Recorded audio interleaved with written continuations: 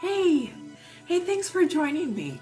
So, did you know that diabetes affects more than 29.1 million people in the US? That is huge, and that's according to the 2014 CDC report. So, and furthermore, 90 to 95% of the adults who are diagnosed with diabetes are diagnosed with type 2 diabetes. So that's why I'm going to emphasize on type 2 diabetes in this video. So, and this is really significant. Diabetes has become such an epidemic worldwide, and most particularly type 2 diabetes. However, people who are susceptible to the condition can make moderate lifestyle changes to decrease their chances of the diagnosis. And these lifestyle changes include, say, a healthy diet and exercise, and a few other things that I'm going to mention here in just a bit. So first, I want to talk about what is type 2 diabetes, what causes this problem, because some of you may not be familiar with this. So our pancreas has a special group of cells known as beta cells that produce the hormone insulin. So insulin works by assisting the uptake of sugar molecules or glucose by cells throughout our body to use for energy. So for instance, after a big meal, the blood glucose levels begin to rise, and the beta cells in the pancreas will then secrete insulin, which binds to our cells and initiates various signals that allows the glucose to enter. So however, in a person who has type 2 diabetes, there's either not enough insulin that's being produced, or the insulin is just not working properly and the cells become resistant to the hormone. So essentially blood glucose, begins to rise, and the cells essentially they become starved of energy. So now one thing I don't think many people understand is that diabetes can cause many health complications if the condition is not properly controlled. So for instance, kidney disease, high blood pressure, heart disease, stroke, blindness, amputations. These are all coexisting conditions that a diabetic can experience. And you know what? These conditions can be dramatically life-changing if you really think about it. I mean, some of these complications can be huge and really just change someone's life. So many years ago, I worked as a nursing assistant and secretary for a local hospital. And the unit I worked on primarily cared for patients who required dialysis. Now, if you're unfamiliar with dialysis, this is a process that is done to patients who have renal or kidney disease. And so to put it simply, these patients that I helped care for would be hooked up to a dialysis unit or machine that drained and cleaned out their blood. This is a job that's normally done by your kidneys. If your kidneys are working properly, this is what they would be doing. So this process would take anywhere from 3 to 4 hours a day, and it needed to be repeated about 3 times a week. So if you think about it, this is really time consuming for someone. I mean, if you have to sit in a dialysis chair for 3 to 4 hours a day, having your blood cleaned out, and then you have to repeat this about 3 to 4 times a week, I mean, this is a big deal. This is really time consuming and can really take up someone's life. So now at the time, I didn't make the connection that many of the patients had renal disease because of complications from diabetes. And many of these patients also had, leg, foot, or toe amputations. These patients often had, high blood pressure right before a dialysis treatment. I remember their blood pressure would just be through the roof. And many patients would have infections due to due to slow healing wounds. And many of these patients we saw were frequent patients who consistently experienced health problems. So they were in and out of the hospital a lot. And let me tell you, it was truly just heartbreaking to see the state that many of these patients were in. It was as if their lives were just entirely consumed with medical problems. Now, there's also the financial cost of diabetes to consider as well. So diabetics, they need supplies such as, glucose meters, test strips, possibly insulin shots, or, other medications.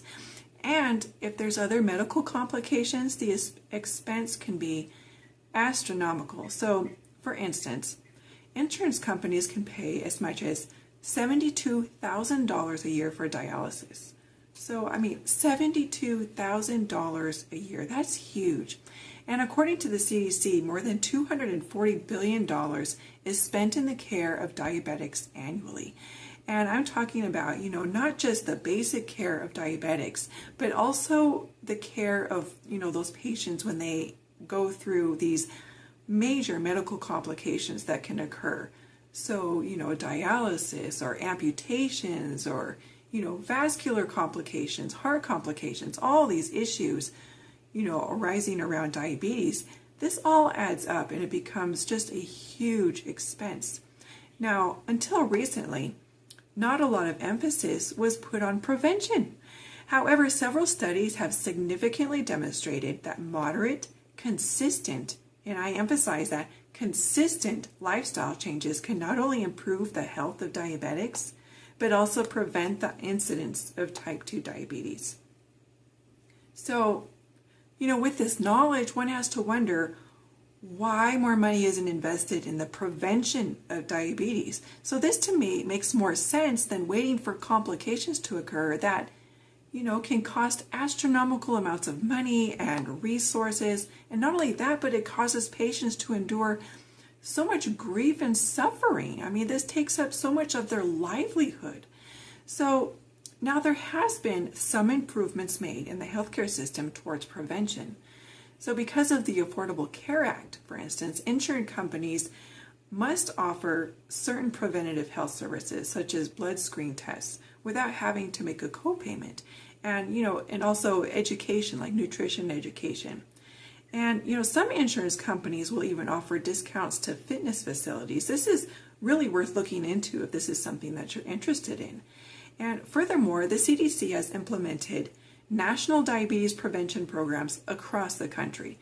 So efforts are in the works to make improvements, but I still feel that more could be done to make people aware of this problem and aware of these complications that can arise from diabetes, because they're so huge. And there's also the importance of prevention. I mean, it's really important to realize that, there is hope. We can do something to help prevent this problem. So you may be wondering, how do I know if I'm at risk for type 2 diabetes? Well, you may be at risk if you are over the age of 45, if you're overweight, if you are mostly sedentary and don't get a lot of exercise. If you have ever experienced gestational diabetes during pregnancy, you may also be at risk. You're also at risk if you have a family history of diabetes. So if you're at risk, what can you do to improve your health and possibly prevent, health complications like type 2 diabetes? So as I stated before, moderate, consistent, and again, I'll emphasize that again, consistent lifestyle changes can help, and mainly in diet and exercise. So, just for some suggestions, just as far as diet is concerned, you could try to eat more fruits and vegetables that are high in fiber and avoid foods that are high in fat. So, try to choose meats that are lean, such as, chicken or turkey. And, another great option is fish.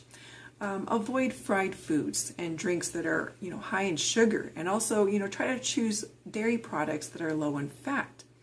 Now, another thing is we need to get moving, okay? So physical activity is huge. Physical activity helps in the uptake of glucose to your cells. That's a big deal, and that's so helpful. So studies have shown that moderate levels of daily physical activity can decrease your risk of type 2 diabetes. And, the exercise doesn't have to be strenuous. Walking just 30 minutes a day can be really beneficial. So you may think, well, this seems simple, just diet and exercise. However, if it were that easy, we wouldn't have all the health issues that we commonly hear about. So what is the problem, you might wonder? Well, part of the problem is this part that I keep emphasizing, being consistent. And being consistent can be really hard. If you think about it, it's easy to kind of start something, but it's another thing to maintain it and be consistent with trying to change habits. And another problem lies in our attitude towards health, and therefore our behavior stems from our attitude. So for instance, if we don't feel that we are susceptible to an illness, then why make an effort to change? Or perhaps you realize now, after everything I've just told you, that maybe you are susceptible and maybe you were unaware of the seriousness or the seriousness of the condition and all of its complications that can occur. So after what I have just told you, perhaps now you realize, okay, maybe I am susceptible to this. And now you're aware of how serious diabetes can be and what can happen. But now you're thinking, well, I have barriers to changing my behavior. So if this is the case, then I want you to think about those barriers. What is it that is preventing you from changing? And I want you to think about this and think about how these barriers can be overcome and what can you do to overcome those barriers and what's holding you back. Really think about this. Now, I have a family history of type 2 diabetes, so this has really been heavy on my mind. And I definitely have my fair share of barriers. So, for instance, I am a full-time student. I commute over an hour one way to school. I have a family with 2 school-aged children, my husband, a house to take care of. I have meals to prepare, laundry to do, homework. I need to help the kids with their homework. I got reading. I mean, let me tell you, the list just goes on, and I'm sure many of you can relate to this. So in my circumstance, time was my biggest barrier. However, after all the research I have done about diabetes, I have realized how incredibly important it is for me to make more of an effort to make the time to take care of myself. Because if I don't take care of myself, how can I do all the things that I do with ease and that I take for granted every day? I realize that I have obligations in my life. I have my children to take care of, my husband. I need to be healthy, not only for myself, but for them as well. It's not selfish to want to take care of yourself. In a sense, by taking care of yourself, you're also helping those around you because you are healthy and you're available to those that you love. So I have to make it a priority to take care of myself, to take the time to be active and be healthy. So I'm active, with the kids who will walk and run with me. We'll go outside and sometimes we'll jog down the road or, go for a walk. We'll go to the park and we'll walk around the trail that's at the park. Or, we ride bikes together. We love to ride bikes, things like that. So the whole family can take part in this. Don't think that you have to do this by yourself. Get your family involved. And, this can become very motivating for you. And it also instills healthy habits in your family members as well. So you're helping yourself and you're also helping your family. So what about food? Is there a barrier to eating healthier? And what are those barriers? What can you do to overcome those barriers? So maybe you could organize a community garden. I was reading about this in an article and I thought, that is brilliant. What a great idea. So these people in this community would get together and they'd build this great big garden and they'd share out of it and they'd, it's another way to get people together and to help each other and to support each other. So, and this brings me to another thing, the benefits in living a healthier lifestyle. So, like I said, the community gardens, they have a way of bringing people together, helping and supporting each other. And, that's just an idea, just, something that, you might work out for your community. Or, share recipes and involve the kids in cooking. My kids love helping me in the kitchen. So by making these lifestyle changes, not only are you preventing diabetes and, other health complications really, but this change in lifestyle can also help you emotionally. So studies have shown and support that physical exercise boosts your mood overall.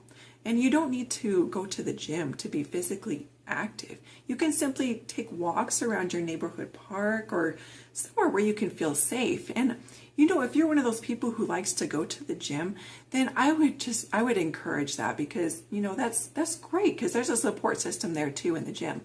But, for some people, they might not be comfortable with that kind of situation. So even just a simple walk, like I said, just around your neighborhood or the local park, just something like that is beneficial. And, like I said before, get your family involved, a friend. Ask a friend to join you and support you. And you both will benefit from the support and encouragement that you offer each other. It also provides a perfect opportunity to spend time with others that you care for. So there's another thing. There's another great thing about physical activity. It helps reduce stress. So everyone experiences stress in their lives, and some stress is necessary. I mean, we got to deal with it on a daily basis. But however, some stress that's just, continuous and consistent can really negatively impact you and really increase your chances of health complications, like diabetes, for instance. So physical activity can help you unwind from the day and de-stress. It truly helps me to de-stress. I prefer being outside for my exercise. It is just so refreshing to my entire being and soul, let me tell you. I love it. So exercise for me is huge for de-stressing. And when the weather isn't nice outside, I'll do some workout routines indoors while watching YouTube videos of various hiking trails. I mean, it works. I'll put on a video and it's this gorgeous hiking trail. I'm not outside, but it kind of has the same effects. So either way, I'm physically active and I'm de-stressing. So perhaps, maybe you lack the confidence in yourself to make these changes. So what I suggest is to begin by making small changes. Try one new food a week, or take one food item off the menu that is not helping you at all. So say like you're accustomed to drinking, say like 3 sodas a day, maybe with each meal. So try decreasing to 2 sodas a day for a week. And then maybe the next week you can decrease down to 1 soda a week. So, take baby steps, but make them count, and be consistent. Take a short walk after dinner, just around a block or just down to the end of the street. Do this for a week or so. And when you feel capable, confident in your capability of doing this, then you can, try to do more, go a little bit further, or try jogging instead of walking. So again, take baby steps in your lifestyle changes, because you will be more likely to stick with your changes if you start small to build confidence and then slowly increase over time. Baby steps. This is really big, because you really want to be able to, over time, be consistent with the changes that you're making. Because if you make too big of changes, then it's going to be really hard to stick with it. So I can't emphasize that enough.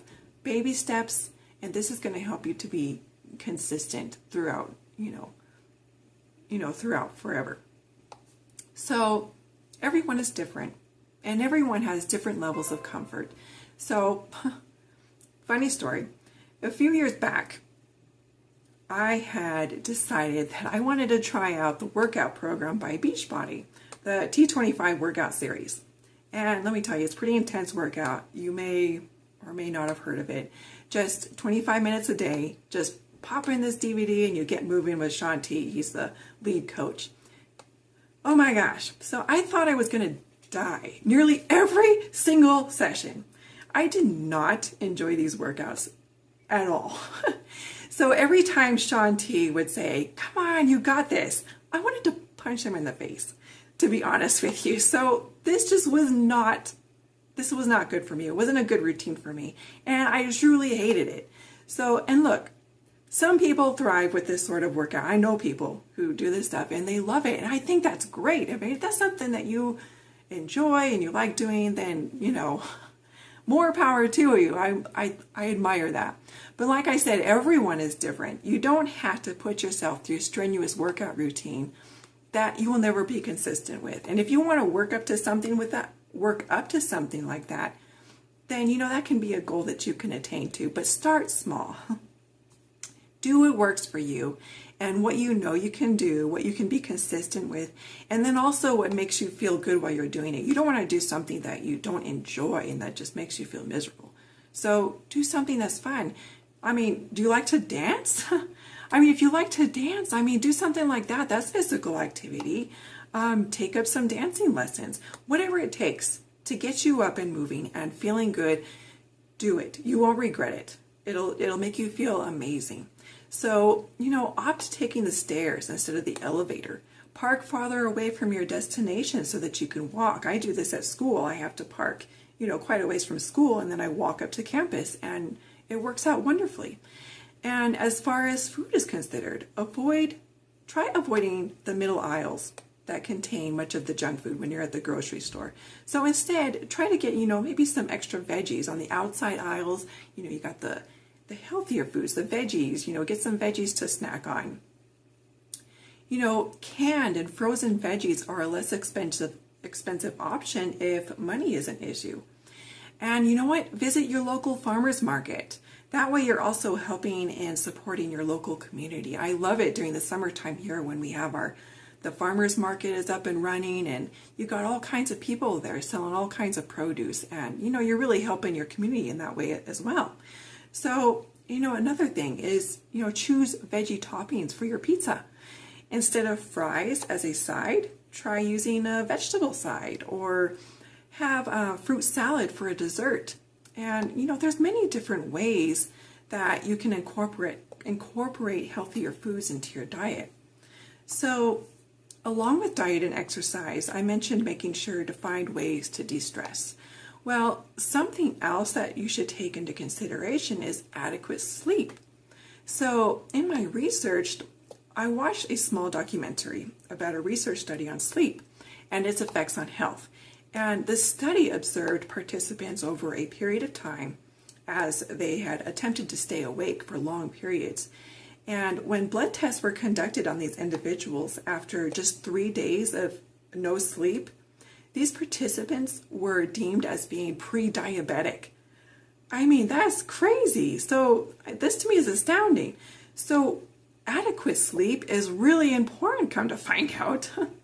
So turn off all those electronics that keep you up at night, and you need to rest your mind, rest your body, your soul, and this truly is, good for your health.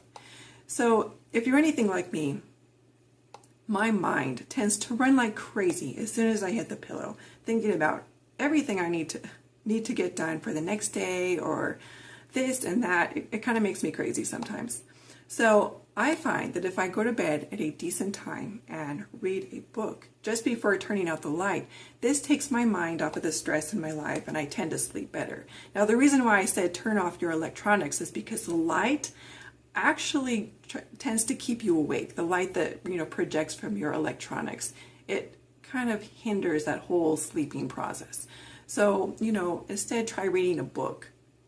Maybe, a book that you find rather boring might help to kind of put you to sleep. So this is just a suggestion. If this is a real problem for you, I would suggest speaking to a doctor about what you can do about getting better sleep. So additionally, don't forget to reward your successes. Yes, you should award yourself in some way for putting in such a great effort. If you get through a successful week of eating right and being active and de-stressing and getting to bed early, plan a fun evening out with your friends as a reward. I mean, you really need to celebrate your successes. I mean, I really feel this is important. You should be proud of your efforts and accomplishments, because in our busy lives, this is not always easy to, live a healthy lifestyle. And I also suggest making a journal and logging all of your efforts and activities contributing to your new healthy lifestyle. And this is a great way to give you something to look back on and be proud of. And when you see what you have accomplished and how far you have come, this can be a huge motivation to keep moving forward in your progress. You can even jot down, goals that you have, but make sure these goals are attainable. I mean, just like, when I was talking about the baby steps, make sure it's something that you can reach. Even, if you have to make the goals small goals, so that way you can reach it and you can think, okay, I got there. Now I got to make it the next goal. What are you going to do next to get to the next goal? So again, you can make baby steps and record this in your journal. And this, this really helps you in motivation. So, I really hope this information has been helpful for you. I truly do. I really enjoyed learning about this. I had no idea how serious this was. I mean, I kind of had a general idea of some of the complications. I've worked in a hospital for forever, and you hear about this condition or that condition because of diabetes, but I didn't really realize how serious it could be. And when you put yourself in the position of those people that are going through this, it's a really big deal, especially, if you've never had to deal with diabetes. in your life, and then all of a sudden you have all these changes, and you have to monitor your blood sugars constantly, and you have to, monitor your diet, and you need to exercise, and you need to do this and that. I mean, it's very life-changing, and this is why it's so difficult, and why, complications can arise. So if we can do something beforehand and try to prevent this from happening, then I encourage this. If this is something that that you might be susceptible to, then, I would really encourage you to try to seek the help and support to do something to prevent this from happening to you. So, like I said, I have just learned so much in my research on diabetes, and I felt it to be so important to share what I have learned so that hopefully I can bring awareness to the problems of diabetes that many just might not be aware of. But most importantly, I want people to realize that consistent lifestyle changes can really make a huge difference. And remember, being consistent is huge. Remember the baby steps, small things, small goals so they can be attainable. And figure out what your barriers are. I mean, that's a big deal because everyone, we have busy lives and stuff, and we need to figure out what those barriers are that's going to keep us from progressing to our goals and making progress. And figure out ways to overcome those barriers. And you don't have to do this by yourself. I mean, and I wouldn't encourage that either. I mean, you need to get other people involved. You need to get your family and your friends. You need that support system around you to help you get through this. And, all of you as a whole are going to live so much better. So build yourself a support system. And you know what? Check with your insurance company to see what preventative benefits that they offer.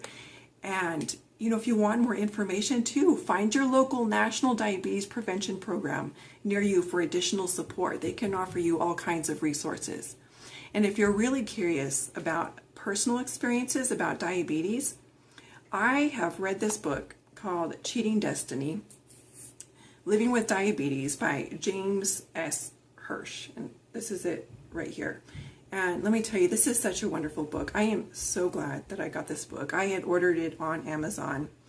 And James S. Hirsch, he had given a wonderful historical background of the condition. This is something that I really didn't know about the history of diabetes, and I really learned a lot from reading this. It was really interesting. And James S. Hirsch also, he has type 1 diabetes, and his son also inherited it. And so he kind of discussed about that, but he also talked about type 2 diabetes, and, he provides personal accounts from, both sides, from type 1 diabetics and type 2 diabetes, and, the many issues that affect diabetes that I had, just discussed. And Hirsch shares the perspectives of health professionals caring for diabetics too. That's another perspective that I really didn't know much about. So it's a really great book. I would strongly urge you to read it if you are interested in learning more about the condition. And again, I purchased this book on Amazon, so that's a place where you can find it. But anyways, thank you so much for listening. Really, I really appreciate it. I would like to ask if you have any comments about this, go ahead and comment and let me know, if you've learned anything from this, if this has been helpful to you at all. Just please let me know. I would really appreciate it. And thank you so much for your time. And I hope you have a great day. And thank you.